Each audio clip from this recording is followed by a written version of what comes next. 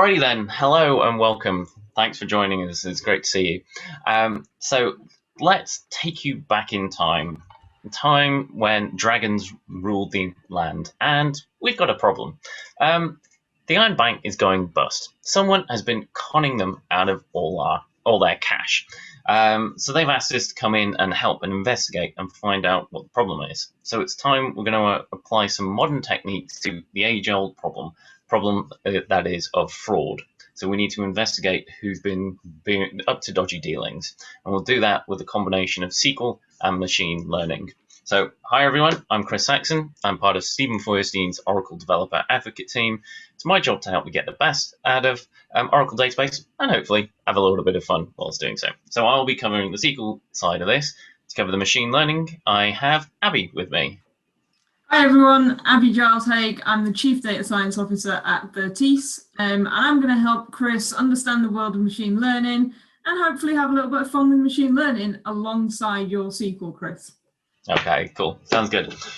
Alrighty then. So what's happened is, so the Iron Bank, they've got their massive tome, the big book with all their transactions history in it, and they've given that over to the hand of the king and said, look, just go through this, find the fraudulent transactions, and see if you can find some common rules that have caused this. So then when things happen in the future, we can flag them up and, try and catch people a little bit sooner than we are doing currently.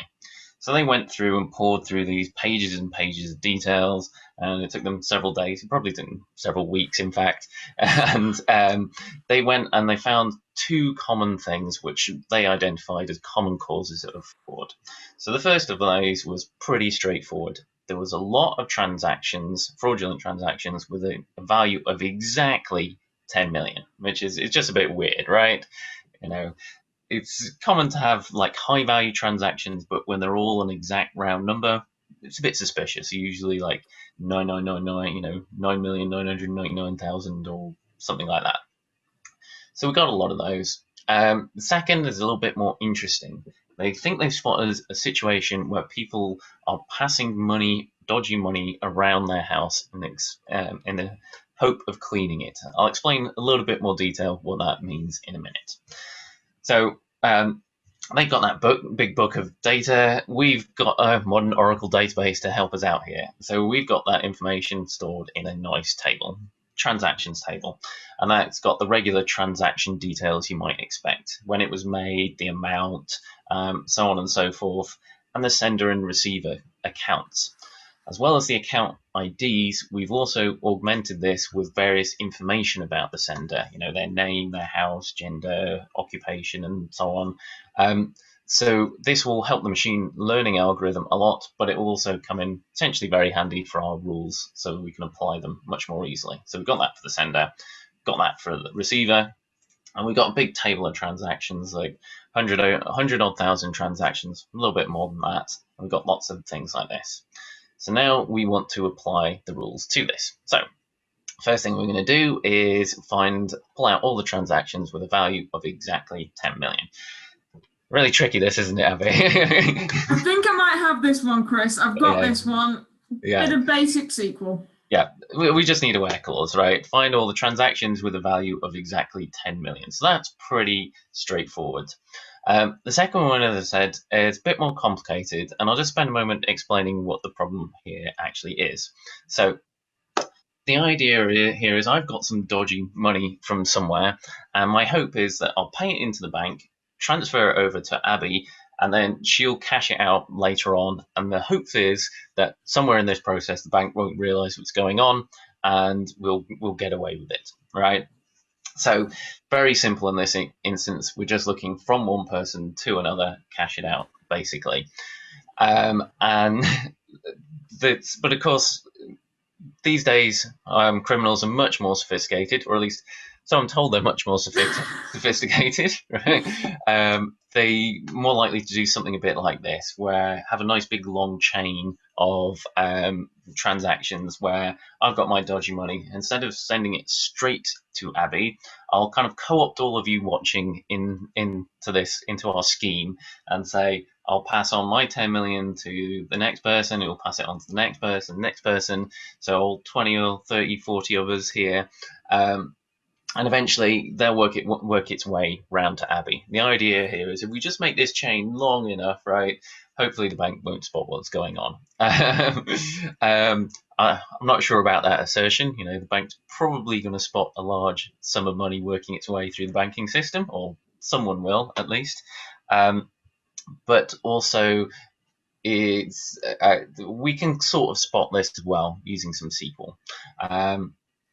Now, there is a more sophisticated attack even than this. If we've got a large sum of money moving around, as I said, bank's probably going to spot this, but also any of you watching might kind of go, well, actually, I'm just going to run away with the money myself, not wait for it to get to Abby. I'm not happy about that. I'm not happy about it. But you're like, well, you'll just take all the money for yourself and run. So there's always that risk. So rather than spread the whole money between pass it around everyone, what we can do is just divide it up. We'll say each of you get an equal share, and then I'll send that to you, and hopefully you send that on to Abby. As a criminal, a lot more attractive properties to this. Less likely that any of you are going to, or if any of you do bail on our agreement, then you've only run away with a smaller fraction. It's much harder for banks to spot this because they're smaller value transactions generally, and of course there's just far more low value transactions, so it's less likely to get flagged up, and it's much harder to write queries and things like this to spot this. There are ways, but that's way beyond the scope of what we got time for today. So for today, we are going to stick with a nice simple case. I've got some dodgy money. I'm going to send it to Abby, or one person is sending it directly to another, and they cash it out. So we're looking for transactions of the same value within a house. So imagine we're all in house Oracle. We want to look for all transfers between people of this house. We've got house Microsoft. We want to look for all the transfers between house Microsoft. So we'll see how we can do that. So the first thing we want to do is just filter down our transaction types. So we're only interested in transfers and payments in, cashes in and out. We're not looking at people purchasing goods here. So we're just looking at cash in and transfers. And what we want to do for those transactions, we want to say, has there been a recent transaction of the same value within the house? So we can do that with this max function. We'll say, if this returns a transaction ID, if this is not null, then we're going to tag it as fraud. Fraud, it's fraud, right? Yeah, exactly. So the key thing is, what do we put in this over clause? So this is our windowing analytic function. So as I said, we want to carve the data set up so we only consider transactions of within a house against each other. So by partitioning by sender and receiver house, only transactions within house Oracle are considered against each other. Only transactions within house Microsoft are considered against each other as well. Now note, this will, if there's any transactions across the houses from Oracle to Microsoft or whatever, something like that, they would get put in their own little pot as well. So we need an extra filter to make sure the sender and receiver house are in fact the same. You can assume there's a where clause somewhere not shown on this slide that does that. But the other interesting thing is we want to look for transactions of the same value. Okay, so we've put them in pots of by house. We also want to put those within those pots of exactly the same value. So if there's a 10 million transaction within the house Oracle, and there's two of those, they'll go in the same pot. If there's two transactions, the value of 1,000, they'll also go in the same pot. So that's what partitioning does. We then want to look going forward over time. So we're sorting by date. There's always a date component to transactions. One will happen now, the next will happen later, and so on. Pretty straightforward, right? Yeah. you look puzzled there, Abby. Yeah, something's not quite right, Chris. There's a problem here. So if this is all we do, there is a default windowing clause for all or for analytic functions, and that is range between unbounded preceding and current row. So this is implicit clause. Yeah, no, it doesn't sound right, does it? So what does that mean? Well, it means we are including all of the entire history of transactions plus the current row. So we'll start with the current row. That is a pretty obvious problem. We're saying if this maximum transaction ID was not null. But of course, if we include the current row, well, it's always going to be not null because we're always going to return our own transaction. Okay, bit of a problem there. We want to exclude the current transaction. But also, if we look back over the past, if you've got 10, 20, 30, whatever years worth of history here, probability, just by chance, of having two or more transactions of exactly the same value within a house just becomes very, very high, right, for pretty much all values. So we want to bound how far back we look as well. So we need to exclude the current row and put a limit to how far back we can do. And we can do that by putting some numbers in here. So range between 90 preceding and 1 preceding. So what that does is to subtract this value, that number of days, from the transaction date for the current row. So 90 days preceding and the previous day. Bit better, but yeah, exactly. We are excluding the current, anything that happened today. So we're going from this time yesterday. If we've been really quick, so I got some dodgy money this morning, paid it in, transferred it out to Abby, and she cashed it out in the afternoon. We've done that all within a day, and that's not going to then get flagged up by this query, or at least not till some point later on down the line. So we want to be a bit more granular here and pick things up a bit quicker than that. So rather than 1 day, we can divide that through the number of minutes in a day. So with 1,440 minutes a day, divide through by that. So that any transactions from the previous minute or up to 90 days previous to that. So we've got our rolling window there and look for transactions of the same value. So that will show us if there has been at least one other transaction of the same value. I said if we had that big long chain where we were passing the same value around all of you watching here, there's a way we could sort of spot that at least. We can put that in with a count. If we see a lot of transactions of the same value, particularly if it's a high value, again, bit of a tip off there's something dodgy going on, right, Abby? So Massively, yep. Massively, right. So we can look into that and figure out what's going on. So we've got our rules now, we've got our SQL queries. I'm feeling pretty good about this. Yeah. I've got to say, Chris, I'm quite impressed at this, range between. So, big question. How successful were you at flagging fraudulent transactions? Okay, so this is time.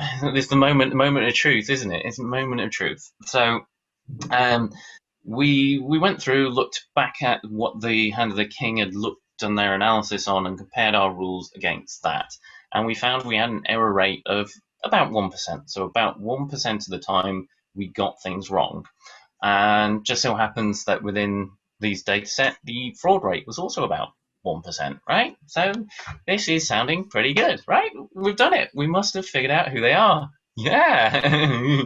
Yeah. Okay. That's pretty good, Chris. I've got to say, I'm impressed at this point. So, Yeah.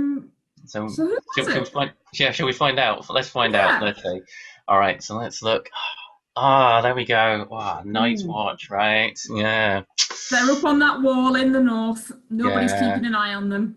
Exactly. They've clearly been up to something dodgy. All right, then. So maybe they've been dealing with the wildlings or something like that. Let's bring him in. Bring him in. Lock him up. And lock him up. Lock up Jon Snow. He's definitely being naughty.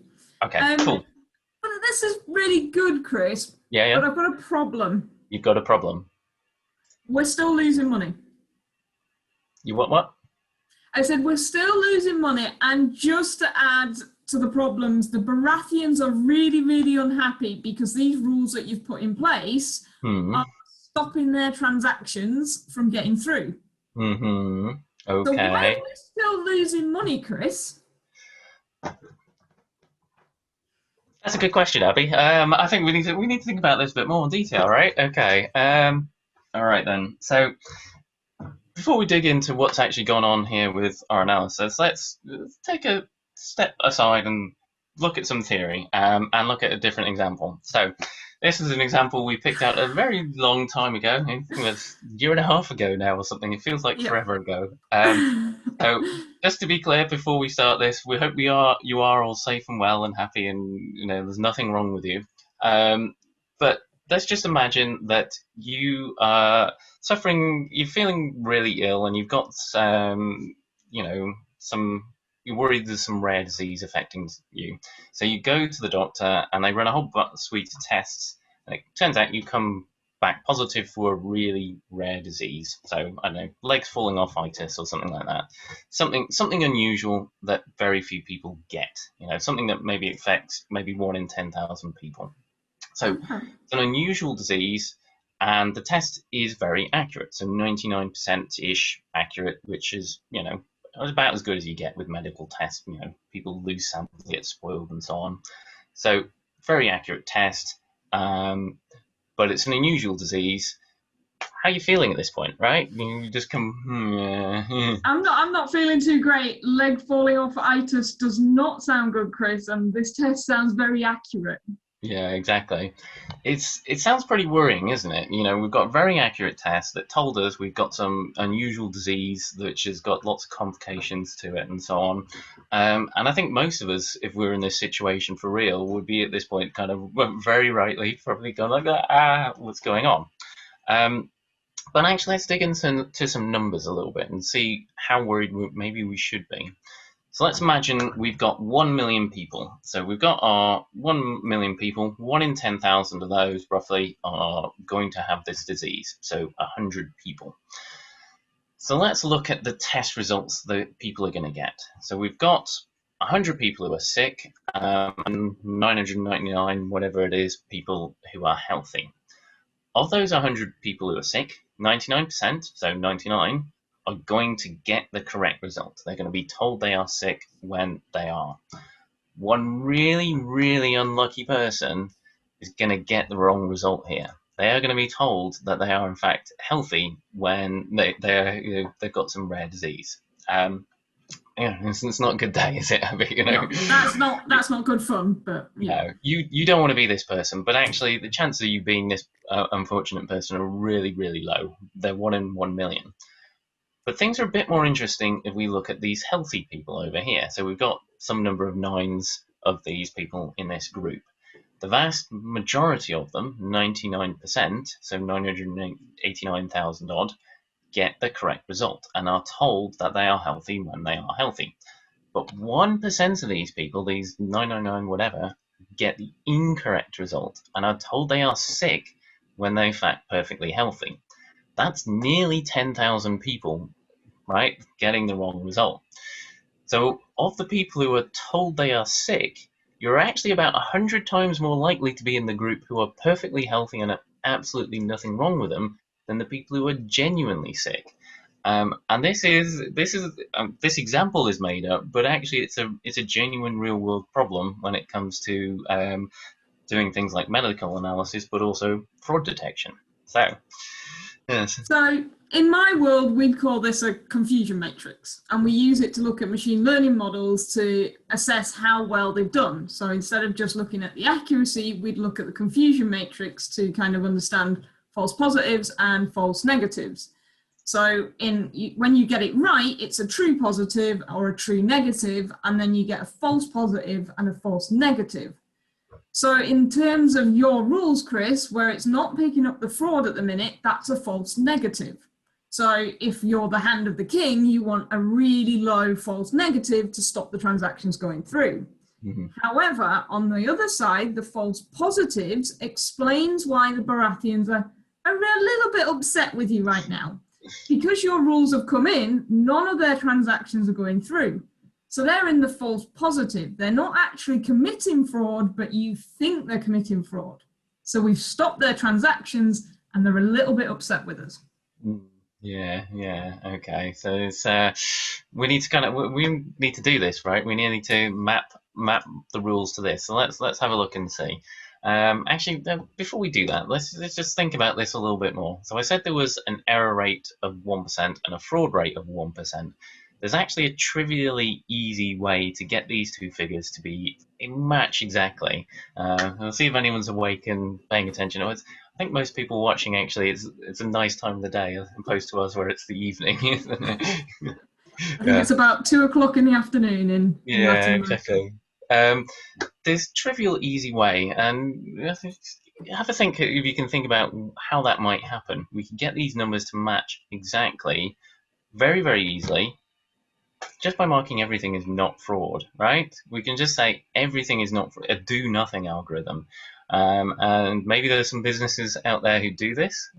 Certainly, in maybe not in the financial world, but in retail world and things like that. I'm sure there's quite a few who don't really just push things through and don't assess whether it's dodgy or not. But that's a do-nothing algorithm. Hopefully, our rules are done quite a bit better than that, right? Rather than just mark everything not fraud. So, as I said, Let's have a look. Yeah, let's have a look. So, as a little over 100,000 transactions. So we're expecting about 1,000 true positives. So things in that top left box. We want to see about 1,000 entries in there. Oh dear. Oh dear. Oh dear. Oh dear. 80. That's not good. No, that's not good at all. That's nowhere near good. And actually, if we look at the false negatives, so genuine fraudulent transactions that were just let through no hassle because the rules didn't pick them up, there's like 1,200 of those, over 1,000. And we got 800 odd people being flagged up who are perfectly innocent. So this isn't good. So no. So the criminals are about 15 times more likely to get away with it than be caught, according to these rules, and you're about 10 times more likely to get picked up, completely for no reason, than actually be doing something you shouldn't be doing. So, at first glance, if we just look at those overall percentages, it seemed pretty good. But looking at this, I've done bad. It's abysmal, really, isn't it, Abby? There's no it's not that great, unfortunately, Chris. When we've dived into those numbers, that's not great. Okay, then. So come on, then. Help me out here. Help me out. How can we do better here? How can we do any better? Okay, so let's go into the world of machine learning, and let's explore how we can achieve maybe better results using machine learning. So in Chris's world, we have labels and no labels. So in this world, the hand of the king has been through and he has put fraud or not fraud. So he has labeled it. So that's really good. We can do supervised learning models. So today we're going to stay in the world of supervised learning. So in the world of supervised learning, in the actual tables of the transactions, Chris was using everything to the left of the table. So he was using the date and the type and the sender, and he was looking for the rules and putting them into the SQL. In my world, essentially, I'm really concentrating on the column on the right-hand side where the ones and zeros are. So I tell the machine learning model, that's the one to focus on. And the actual model, the machine, will go and look at everything else to find the patterns for me. I don't tell it the patterns, it finds them for me. It's quite nice.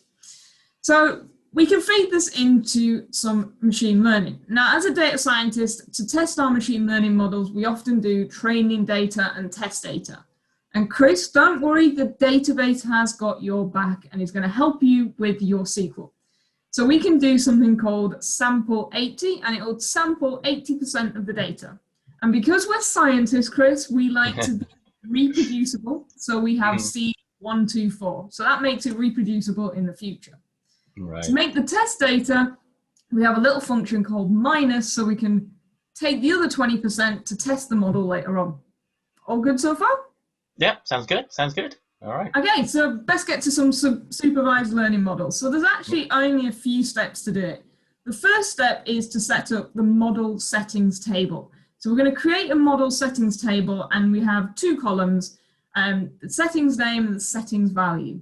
So we're going to say algo name is naive Bayes. So it's a classification model called naive Bayes, and actually the database can do a lot of preparation for us. So we can have this prep auto and put it as on. So when there's missing values, it'll handle it for us. If it's numbers, then it'll put the median in or the mean. You can, in the auto prep, it'll also sort out any text variables, any nulls in text and char. So it'll deal with all that for us. And as a data scientist, that can actually take a lot of time. So it's really cool that the database does this for me. That's step one. Step two then is we need to build a machine learning model. Now, Chris, the database has got a function for you to do it. So DBMS data mining dot create model. So we have a few variables to put into this function. So we need to give it a model name. So game of fraud model. We're going to say it's a classification because it's a 1 or a 0. And then we're going to give it the training table. So game GOT transactions train.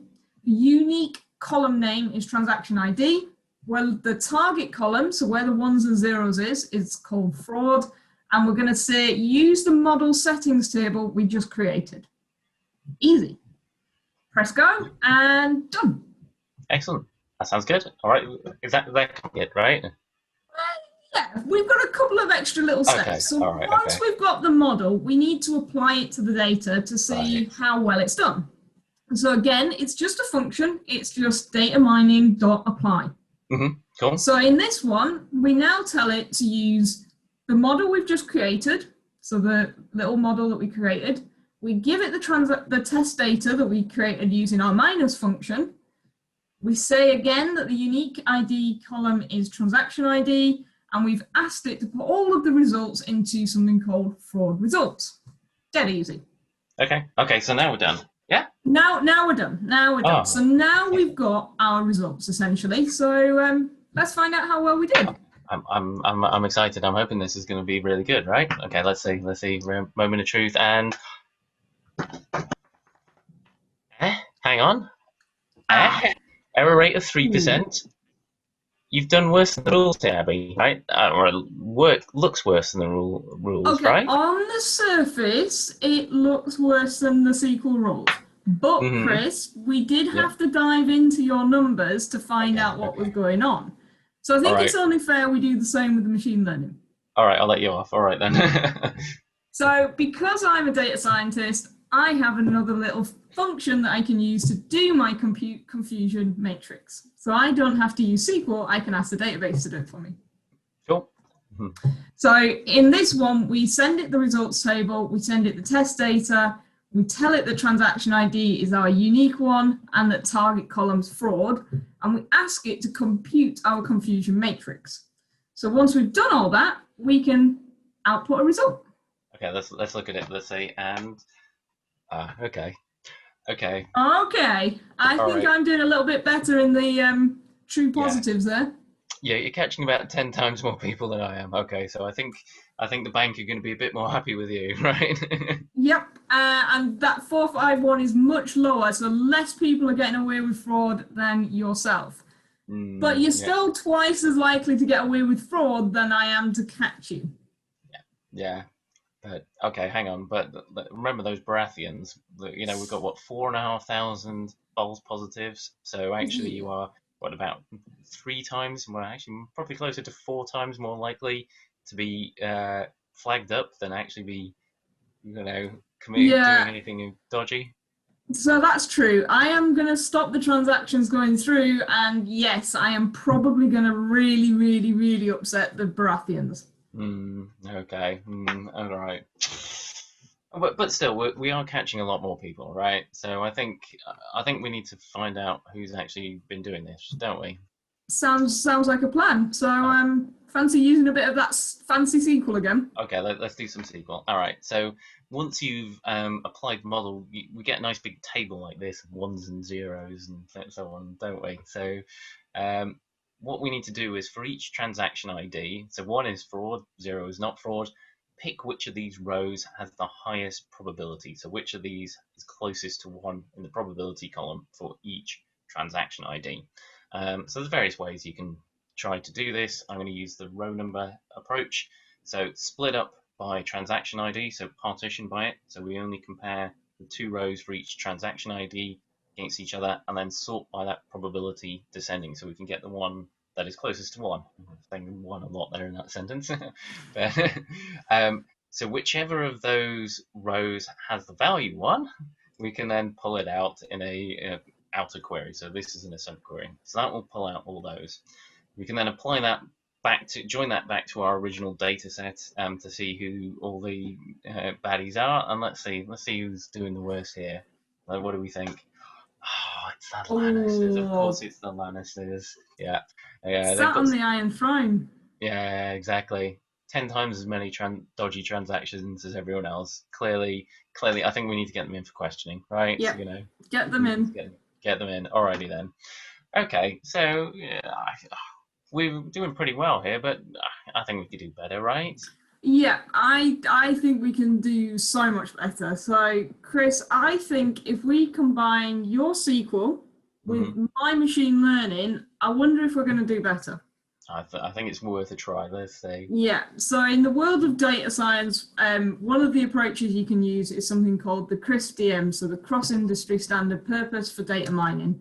And it's very iterative, so you try a model, you learn from it, you try another model, you learn from it, etc. And in this case, we're going to put together your SQL rules and my machine learning, and hopefully we're going to save the 7 kingdoms for the hand of the king. Excellent. Sound like a plan? Yeah, that sounds like a plan. And so we really want to catch people right here, don't we? Whoever's been conning them out of the Iron Bank, we want to find them. So regardless whether machine learning tags it or SQL tags it as fraudulent, we want to pick that out. So essentially, we'll just join the two data sets together and find which one of those has a fraudulent flag. If either of those has a fraudulent flag, we will say it's fraudulent. And if we look at our confusion matrix now, it looks kind of similar to the one after Abby, but it's slightly better. We're actually catching nearly 900 people, so we're doing better than we've ever done. You're less likely to get away with it than ever, so it's under 400 people getting away with it.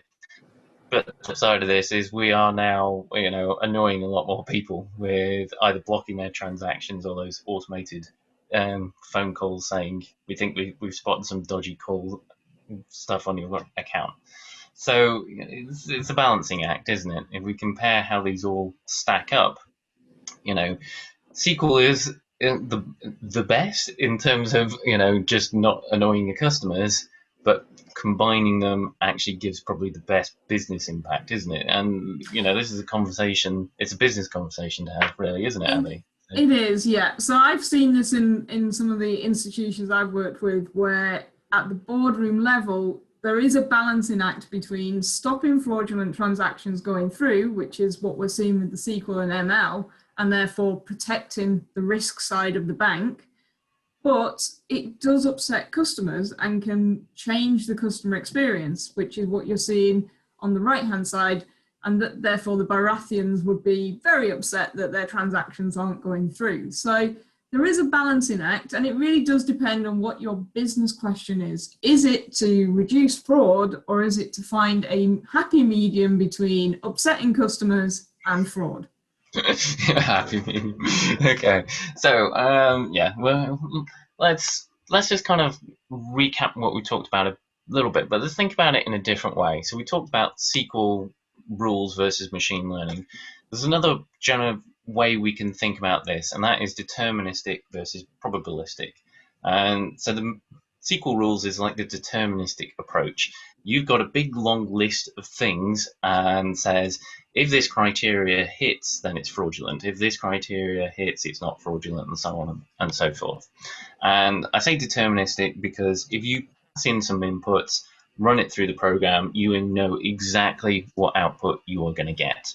And this makes a lot of advantages for us as developers. We know exactly how the program is going to behave. So, we've talked about SQL rules, but the fact is you give any competent programmer a big list of rules, they'll find a way to do it, whatever programming language they're happy with.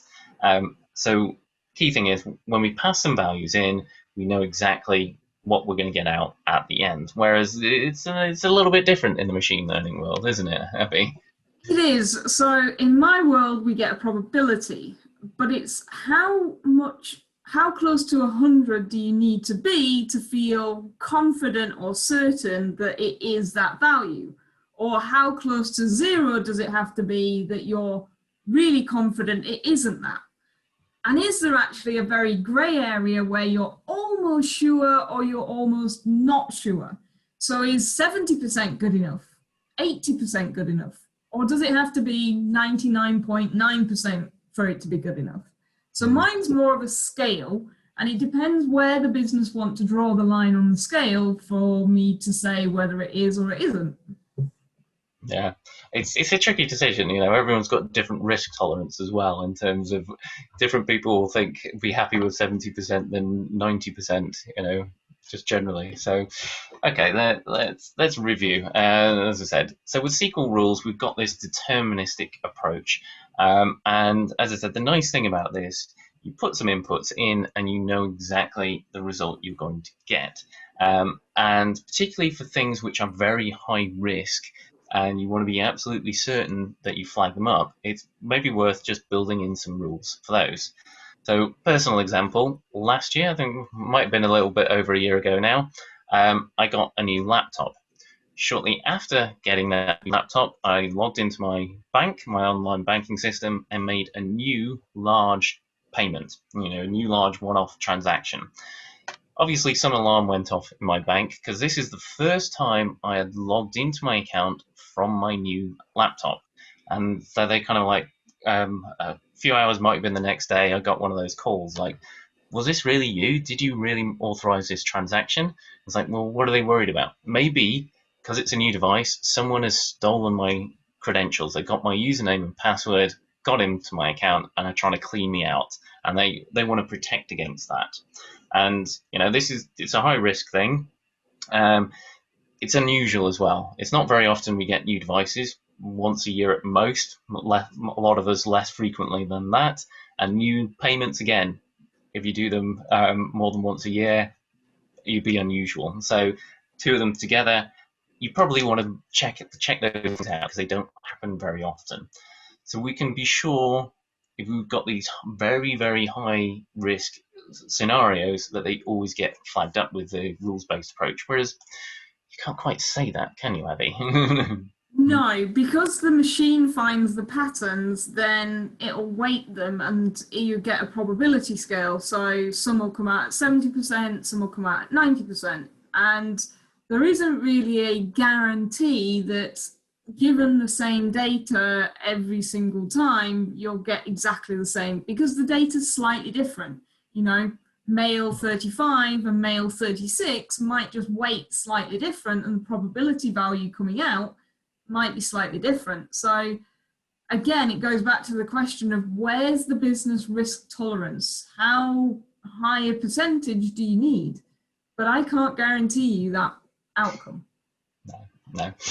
So yeah, but the big advantage you do have is that the machine figures out these rules, right? And it's if you're trying to build a rule-based system, it's very, very difficult to do that correctly without a lot of domain experience. If you get a bunch of people, sit them in a room who don't really know the system or the types of transactions you're dealing with, they'll come up with some rules which may not apply. They'll miss some obvious cases of fraud, and they'll pick some things which are just normal. Another personal example. So 15, 20 years ago, in the relatively early days of online shopping, buying things on the internet, I had a credit card.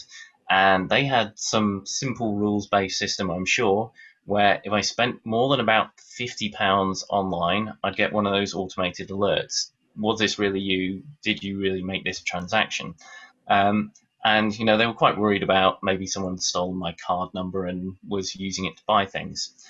Sounds like a sensible rule, right? Problem is, I trip this rule really often, on average, probably about once a month. It happened, I got this alert so often, I just switched off. I stopped paying attention. First time you're like, aha, second time you're okay, I know, and 10th, 20th, 30th time you're just like, okay, whatever. Maybe someone could have stolen my card and I just wouldn't have not paid attention because at that point you're just not listening anymore. It's the boy who cried wolf problem. So you need that domain knowledge to catch the obvious stuff and not flag up stuff which is just perfectly normal and just day-to-day transactions as well. You need that domain knowledge, whereas you've got a bit of a leg up there, don't you, Abby? Yeah, because the machine's looking for the rules, we can actually find patterns that humans might miss, as you've kind of said, Chris. So if we think of something like cryptocurrency, when that came out, the banks didn't have rules. There were no rules as to what was or wasn't normal in there. If we look at the more recent pandemic, when people have gone into lockdown, again, people's behavior has changed, the patterns have changed. So machine learning will be able to pick that up rather than humans. So you can miss the obvious fraud from your rules, but with machine learning, it picks out some of those more obvious ones and flags them straight away for you. So there's some advantages. The other big advantage is if you think of a human trying to look at hundreds of columns, that's when you're going to miss a rule. Whereas a machine, it doesn't matter how many columns you throw at it, it'll just crunch through the data. Yeah, that's a good point. I was talking about the hand of the king pouring through pages. We're not going to turn pages of a book anymore, but still, anyone who's ever spent a time looking in a spreadsheet trying to find values will know you're going to miss stuff. Once you get past a few hundred rows, even a few hundred, you're going to miss stuff. Our brains just cannot cope with that level of complexity, can it? But going back to one of the advantages of SQL rules is that for the most part, this uses existing skills. As I said, you give any competent programmer a big list of rules and say, go make this work, they'll find a way to do it. And they can write unit tests and whatever and make sure it behaves exactly as you want to. So for many of you watching, writing a SQL rules-based system allow you, or even whatever rules-based system, will be something you're kind of familiar with. But it's also about the business skills, something we kind of hinted on a bit when we're talking about the probabilities. Like say, people in the wider business understand the concept. Okay, if there's a large transaction from a new device, then we're definitely going to flag it up. A lot of people don't really get there's a large transaction from a new device, so there's a 70% chance we're going to flag it up, do they? So it's just like, it's not just the existing technical your development skills, it's also the wider business understanding what the heck it means when we get certain results, doesn't it? So that's where probably mine's slightly different. We're still inside the database, which is great, and we can still tap the PL SQL side of your skill set, Chris. But you're right, when we then go and try and present it to the business, there's a bit more of a data story to take them on, to let them understand what tolerances and understand setting 70% or 80% as being the probability, or even just accepting the maximum. What if it was 51 and 49? Is that a good enough split for you to accept that 51% means it is fraud? So these are the kind of stories and kind of approaches you need to take through the business through so that they understand what they're signing up for when they do machine learning. Yeah. Yeah. So, but on the whole, I must say, I do like this. I think there are definitely a lot of advantages and a lot of ways that machine learning can sit alongside existing rules, augment it, and improve the quality of decisions that you're making. But there's still something that's kind of bothering me a bit here, Abby, right? I've got four letters that I want to mention to you, and that is GDPR, right? With my rule system, I know exactly, when my Baratheons are going, why the heck are you doing this? What's going on? Well, we can go, oh, okay, you've hit this rule, we can tweak that or make some adjustment. We know exactly why that has happened, right? You can't say that, can you, Abby? No, in the world of machine learning, this is a kind of problem that we have, and some people call them black box algorithms because you can't see what's happening inside them. You can't pull them apart and say exactly why you've been flagged for fraud. And if you have to be able to explain that to them, that's really, really difficult and can't be done. So it's something called explainable AI is that area that we're researching at the minute to try and explain what happens inside the black box. There are some algorithms that are less black box and slightly easier to understand, but again, they take time to walk people through rather than a simple if this, then this, if this, then this. So yeah, Chris, on that one, I'm afraid the rule-based wins. I think, many of the people, many of you watching might be thinking GDPR, that's about European citizens, that doesn't apply to us. This rule applies to any system that catches data on European citizens, even if you're hosting it in Paraguay or wherever you live. If you've got customers who are European citizens, which sadly will exclude us in about 3-4 months' time, Abby. So Yep.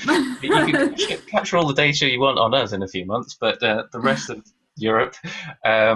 So if you do any capturing, you have any European customers, this still applies to you, and there's just more and more countries applying their own versions of GDPR as well, with their own local laws. So this is something you will have to consider at some point, if not right now.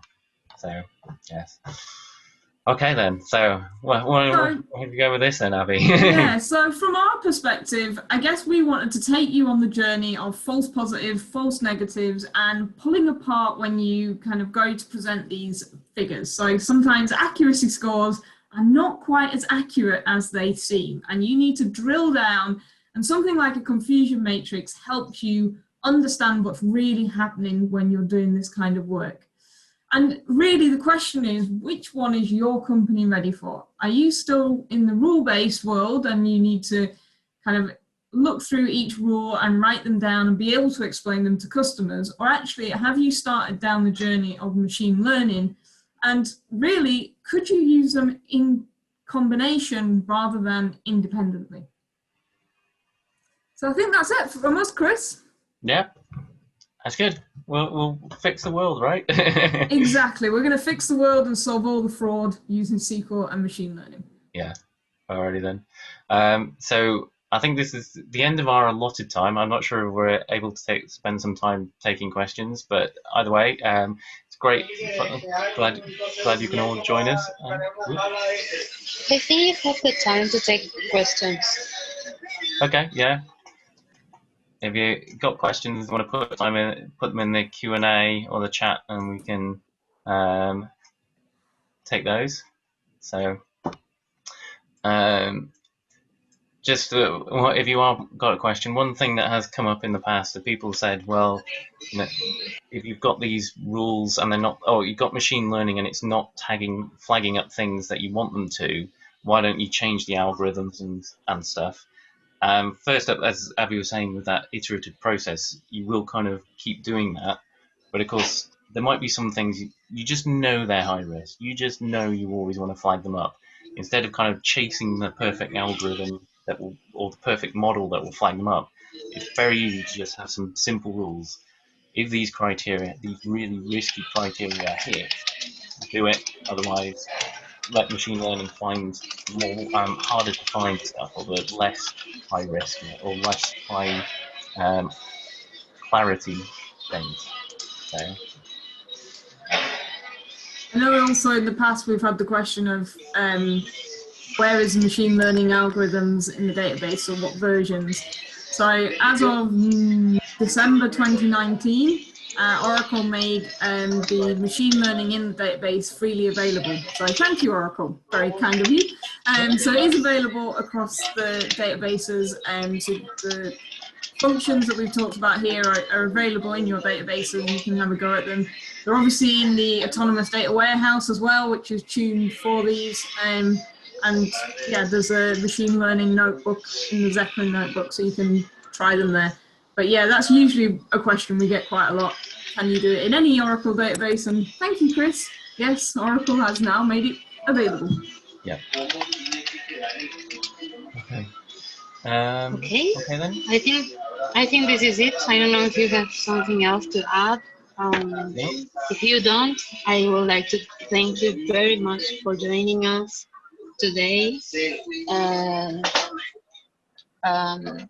También quiero agradecer a todas las personas que han estado hoy aquí con nosotros participando de la conferencia de Chris Saxon y su compañera Debbie, que nos han hablado sobre el juego de la detección de fraudes con SQL y Machine Learning. Un tema súper interesante realmente.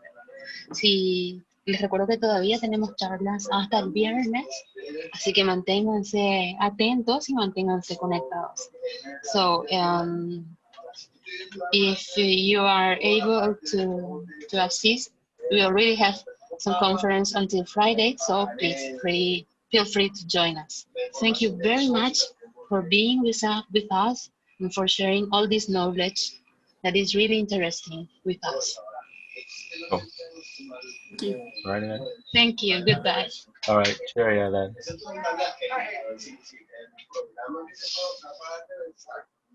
O si hay que regresar manualmente, hay que meter un... Sí.